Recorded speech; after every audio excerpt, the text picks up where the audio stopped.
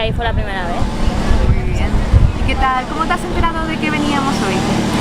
Bueno, lo he visto por las redes sociales y en el bus y en la estación de metro también. En la megafonía sonaba varias veces. Digo, bueno, si tengo tiempo iré. Muy bien. ¿Y qué tal ha ido hoy? Bien, no me he mareado, nada. Muy bien. ¿Y por qué donas sangre? Primera porque no me da apuro y segunda porque creo que es necesario y altruista y no me cuesta esfuerzo. ¿Y cómo animarías a los demás a donar sangre? Es muy difícil porque yo a veces intento convencer a la gente, la mayoría te dice que le da miedo o que no quiere. Obviamente los que ya lo hacen no tienen ningún problema, pero es muy difícil convencer a la gente. Es muy difícil porque tampoco se plantean, bueno, voy a probarlo. El simple hecho de la aguja ya les asusta bastante.